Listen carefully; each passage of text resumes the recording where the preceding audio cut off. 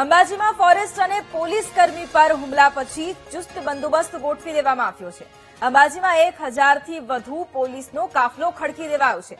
સરકારી કર્મચારી પર હુમલાને લઈને હવે મોટી કાર્યવાહી થઈ શકે છે। ગઈકાલે પોલીસ પર સ્થાનિકોએ પથ્થરમારો કર્યો હતો।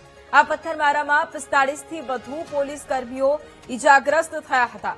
એ ઘટના બાદના એ વિડીયો પણ સામે આવ્યા છે। અંબાજીમાં ફોરેસ્ટ અને પોલીસ કર્મી પર હુમલા બાદ એક તરફ ચુસ્ત પોલીસ બંદોબસ્ત ખડકી દેવામાં આવ્યો છે અને 1000થી વધુ પોલીસનો કાફલો અત્યારે ગોઠવી દેવામાં આવ્યો છે। સરકારી કર્મચારી પર હુમલાને લઈ અને હવે આ એક મોટી કાર્યવાહી કરવામાં આવી શકે છે। ગઈકાલે પોલીસ પર સ્થાનિક લોકોએ પથ્થરમારો કર્યો હતો અને આ પથ્થરમારામાં 45થી વધુ પોલીસ કર્મીઓ ઇજાગ્રસ્ત થયા હતા।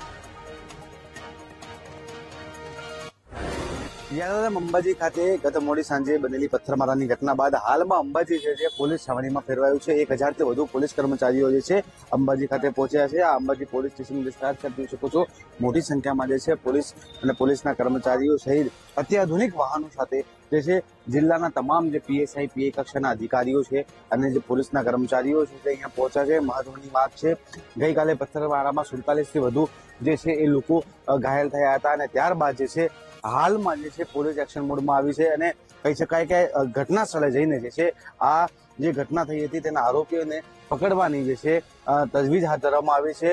પોતાના સ્વ બચાવ માટે ગત મોડી સાંજે પણ જે છે પોલીસે 50થી વધારે રાઉન્ડ જે છે ફાયર કર્યા હતા। તેમ છતાં જે છે કેટલાય જે પોલીસ કર્મચારીઓ છે, ફોરેસ્ટના કર્મચારીઓ છે એ ઘાયલ થયા હતા અને હવે જે છે આ પોલીસ વિભાગ જે છે તે પોતાની શક્તિ પ્રદર્શન સાથે જે છે 1000થી વધુ પોલીસ કર્મચારીઓ છે ઘટના સ્થળે જશે અને જે પથ્થરમારાના જે લોકો જે છે જેમને પથ્થરમારો કર્યો છે તેમને પકડવાની જે છે તજવીજ હાથ ધરશે। Akshay Bhatt, VTV news, Ambaji.